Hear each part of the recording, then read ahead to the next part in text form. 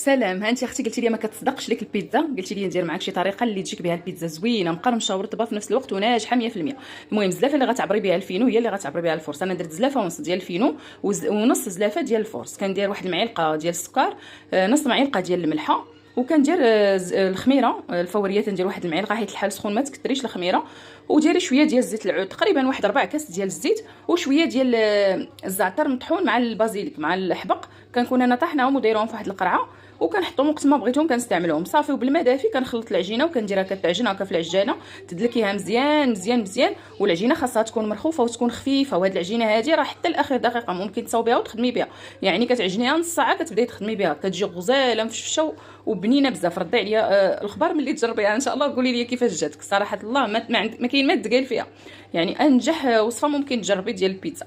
المهم البنات ملي كتعجن العجينه مزيان مزيان، اخر حاجه كنضيف ليها هي واحد المعلقه ديال الزبده. ممكن تضيفيها ممكن ديري منها بالناقص، ولكن الا زدتيها كتعطيك واحد الرطوبيه غزاله لهاد البيتزا، كتجي زوينه بزاف ورطبه ومقرمشه في نفس الوقت. المهم ها انت شوفي العجينه كيفاش كتكون كي قلت لك خفيفه كتلصق صافي. كنغطيها بلاستيك غذائي وكنخليها حتى كتخمر، وتنرجع ديك الساعات نخدم بها غير ترتاح واحد ثلث ساعه نص ساعه.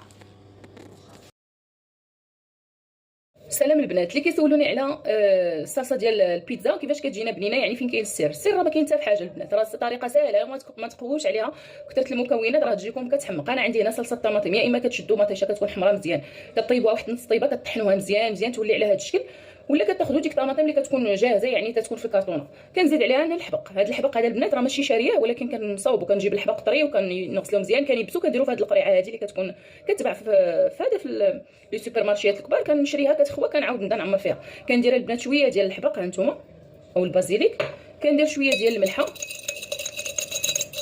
وشويه ديال زيت العود صافي. وجربوها وردوا عليا الخبر، كتجي الصلصه على ما بناها، كتجي غزاله بنينه كتحمق بلا ما ديري حتى حاجه، ما تشحري بصله ما ديري لا زعتر لا والو، ديري غير هذا الزعتر البنات كنديرو من الفوق انايا ملي كنبغي ندخلها طيب في الفران صافي. خلطي ليا هاد المطيشه وخدمي بها البيتزا ديالك وشوفي كي غادي تجي كتجي بنينه بزاف. المهم هنا راه عندي البيتزا نتوما شوفوا من بعد ما كورتها هكا وخليتها كترتاح. هاد العجينه راه شاركتها معكم حطيتها لكم فيديو غير دابا الا بغيتو تشوفوها، وغادي نكمل معكم التتمه من بعد ما طيب لينا البيتزا غير باش ما يجيكمش هكا الفيديو طويل.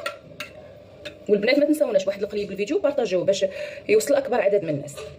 هنايا عندي الدنجال كنقص منه شويه ديك القشره الكحله وكنقطعوها هكا شرائح وكنديرو كنشويه في المقله. ما كديروا لا زيت لا حتى حاجه في المقله ديريكت هذيك اللي كتكون مخطه كيجيكم على هذا الشكل. من بعد ما كنكملوا الفلفله حتى هي شويته صافي كنشد الدنجال هكا كندير وحده فوق وحده كنقطعوا طريفات هكا يكونوا صغيورين بحال صبيعات صغار. الفلفله حتى هي كنغسلها مزيان وكنقطعها حتى هي صبيعات صافي، وكندير لهم شويه ديال الزيت شويه ديال الملحه زيت العود بطبيعه الحال ومليحه صافي. كنخلط نفس الحاجه كندير للدنجال هي اللي كندير في الفلفله كانت عندكم خضراء كانت عندكم حمراء صفراء اللي متوفر عندكم. عندي الطون حتى هو غنديرو. بغيتو ديروا الكفته بغيتو ديروا الحوت اللي بغيتو صافي. العجينه ديالي تاع البيتزا اللي صاوبت معكم ها هي خمرات تبارك الله. شوفوا كيفاش كتجي، ما كتحتاجوا ديروا لا مدلك لا حتى شي حاجه غير بيديكم. كتبداو تضغطوا عليها من الوسط كتخليو دوك الجنيبات هكاك عاليين وكتسرحوها تكون رقيقه باش تجيكم البيتزا زوينه وتجيكم بنينه صافي. كناخذ الصلصه حتى هي اللي وجدت معكم كي قلت لكم راه كتجي غزاله بلا كثره مقادير بلا بصله بلا تشحار بلا حتى حاجه. كندهن هكا البيتزا. المهم بالنسبه للمكونات اللي ديروا في البيتزا نتوما راه كيبقى لكم الاختيار، اي حاجه بغيتو ديروها كديروها.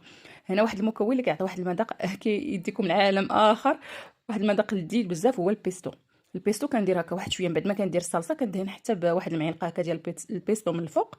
عاده كندير الموتزاريلا، عرفت واحد البنه كتجي في هذه البيتزا واحد البنه ما تشبعوش منها البنات بحال هذيك اللي كتباع وحسن بحسن ب1000 درجه. عندي هنايا الشامبينيون حتى هو ضفتو هكا شرائح. عندي شويه ديال الجبن ديال البري حتى هو درتو.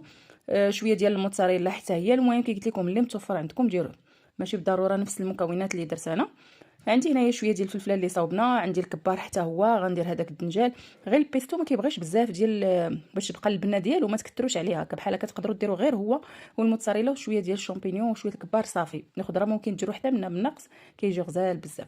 وكندير شويه الزيتون كحل واحد رشيشه ديال الزعتر وكندخلها الفران اللي كنكون مسخناه من قبل مزيان على 300 درجه. كندير العافيه غير من تحت بالمروحه وكنقرب الطاوله لتحت مزيان وكندير البيتزا ديريكت فوق الشبكه بابي كويسون بطبيعه الحال. المهم لي طيب نوريها لكم ان شاء الله.